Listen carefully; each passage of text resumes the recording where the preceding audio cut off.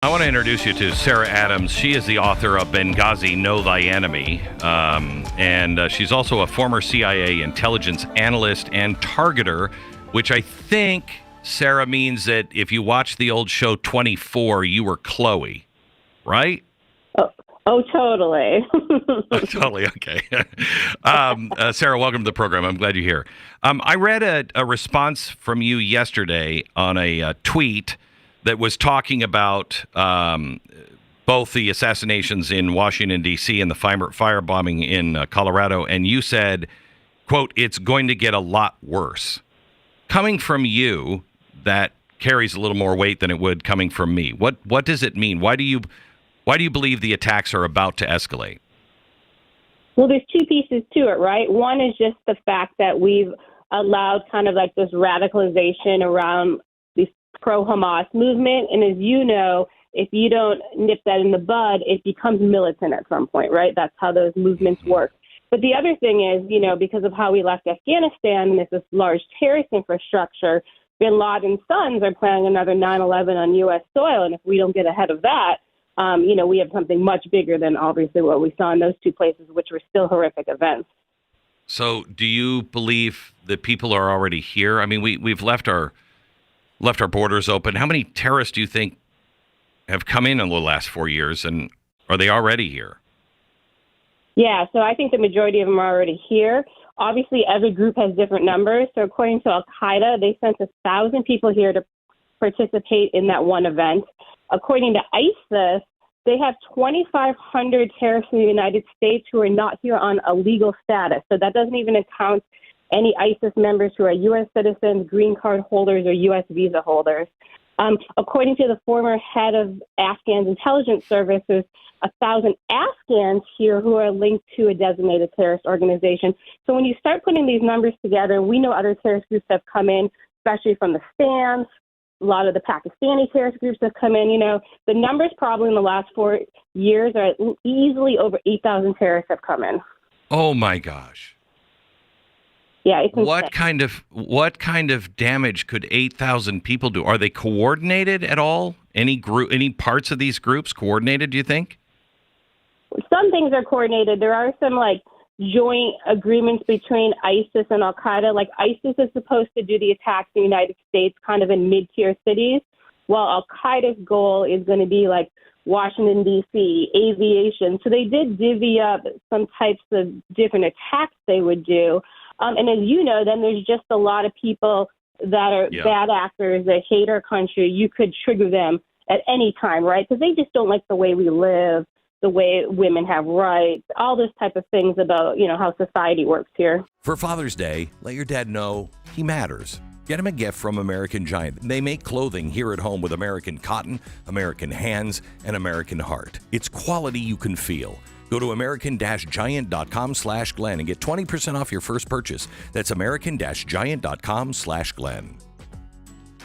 I did a show back in the old days when I was on CNN around the turn of the century, and it was about Beslan. And that has been the thing that has really terrified me, the idea that actors could be here and then go after our small cities and our schools and just cause terror in several small cities, unlike America has ever seen before, like Beslan.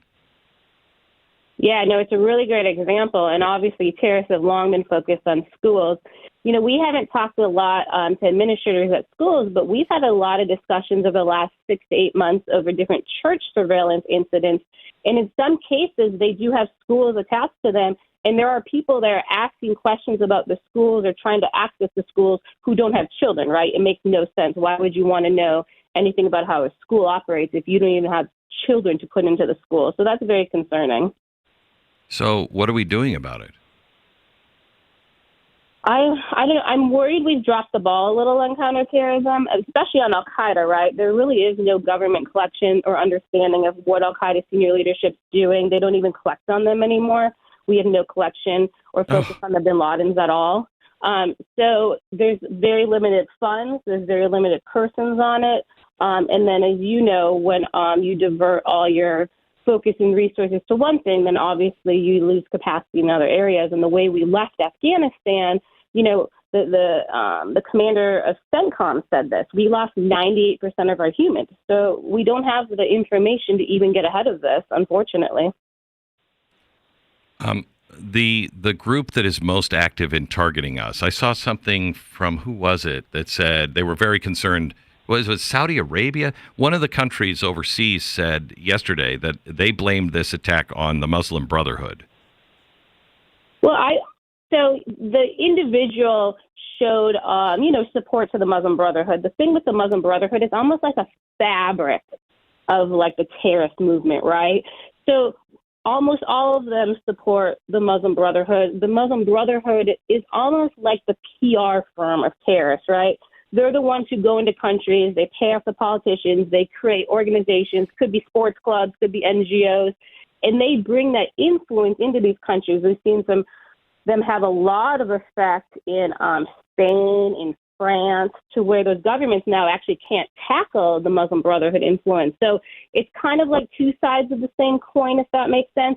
The problem in the United States is we've never banned the Muslim Brotherhood, so nobody's doing anything effective against them. What happens if how do you see this unfolding? First of all, I've got a story next hour about, what is it, Holland, I think, that is just on the verge of collapse.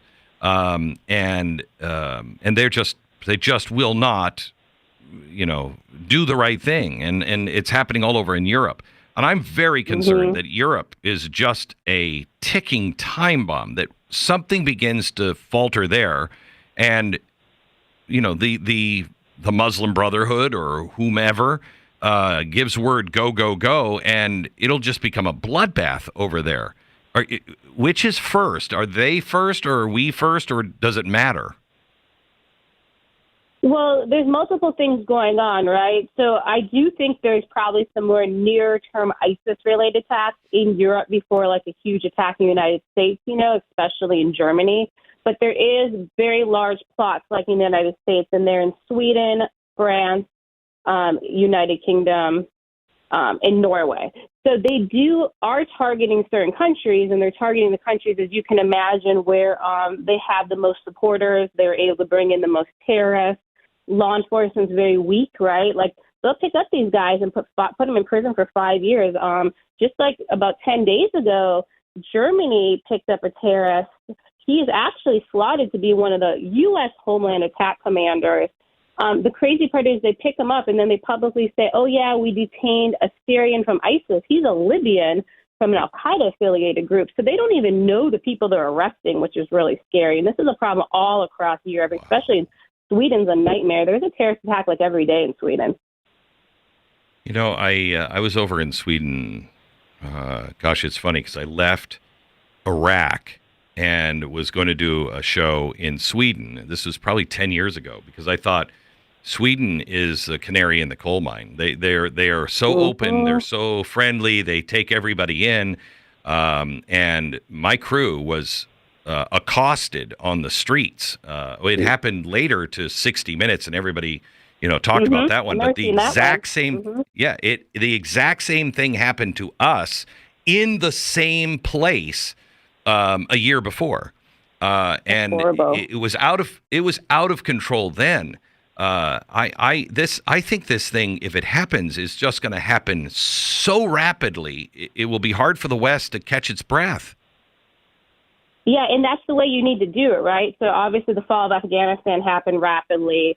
The fall of Syria happened rapidly. They're trying to make the fall of Mogadishu happen rapidly. It's going slower than they expect. Like, the terrorists are starting to realize these blitzkrieg type of events are the better way to do some of these operations. So they're planning them a lot more aggressively. I think we're still stuck in like a 2001 terrorist mindset, that they move slow, they're methodical, and I think it's become a lot more aggressive, and I don't think our assessments have evolved with the terrorist mindset.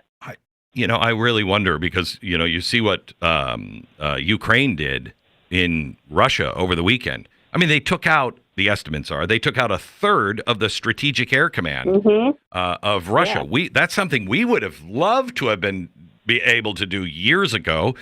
we don't even think that way. And here's this almost now third world country with no army to speak of doing that kind of damage miles, thousands of miles inside of the borders. My gosh, what could they do here? Yeah, and I mean, that was impressive. They took out like $7 billion of equipment just using drones, which is so low cost. And low cost is obviously great alternatives for terrorists, right? That's a very scary thing. And it's no secret terrorists have used drones, right? Obviously, they even recorded themselves doing attacks with drones. But in Syria, they've had drone camps. And Al-Qaeda, they have a camp solely focused on drones and using them to deliver bombs and other type of things. So, that's going to be the future, unfortunately. It doesn't have to just be nation states, right? It is these terror factors. If you were in charge today, what advice would you be giving the American people? What should we be hardening? What should we be doing? What should we be looking for? Well, the way I look at it is, it's obviously we don't exactly know where the attacks are going to happen, but we know what different things the terrorists trained on. So that's what I like to tell people. So they trained on attacking hospitals. They trained on attacking shopping centers. They trained on schools. They trained on nightclubs, right? So think about it. If you harden those type of locations, then if the terrorist was going to hit you, now they have to recalculate. Now they have to make a different decision. Now you pushed off their timeline, right? You made it harder for them and hopefully easier for law enforcement to pick up something in the casing or something in advance to help sort this, right? So that's a lot that I like to focus on. And then another thing is really just be a force multiplier. Be someone who can help, right? Stop the bleed. Be able to help someone in an emergency because it's going to take time for first responders to arrive. And the terrorists are likely going to attack first responders like they did in Israel, and you have to keep that in mind. You just recently tweeted there have been multiple incidences of suspected terrorists casing churches across the U.S. If this happens at your parish, don't brush it off. Report it. How do you harden your church? Well, a lot of churches have started to make these security and safety teams. That's a really good start. The best part is if you have any sort of visitors, they have to do some sort of registering outside of the parish, right? So you know who's in the building. Anything you can do external is the best way to do it, but it's also just common sense, right? If people show up with weird questions, and I'll just tell you, there are some similar situations. A lot of the situations, it's 2 to 4 men teams that come in. They are not Christian, and they have cover stories. Some of the cover stories are like, oh, my religious elder told me I need to go explore other religions. And then they say they're Muslim or they say they're Hindu. And then they start asking questions about the security team, which would be very strange if you're looking at joining a church. And then the main question that's been most concerning that we've seen in a lot of different locations is, do you live stream your service? So we do think like some of those items, if they're talking about those, get their photos, take their driver's license, right, and then report it to law enforcement. And the more people who can do pieces of this, hopefully law enforcement can put it all together, right, and see where things are connected and get ahead of it. And not everything's terrorism. Remember, there's crime rings targeting these churches, so you can protect yourself in multiple ways. So you're thinking that the live streaming is a problem because they want it to be viewed and recorded? That's our assessment. It's just a very strange question, as you can imagine, if they're not intending to join and become a member of the church. Okay. Thank you so much for everything that you're doing, Sarah, and have done in the past. Really appreciate it. And please, if you see anything, let us know. We'd love to get any warnings that we can help people prepare for. So thank you. Appreciate it. Yep. Thank you. Thanks for having me. You bet. You bet. Sarah Adams.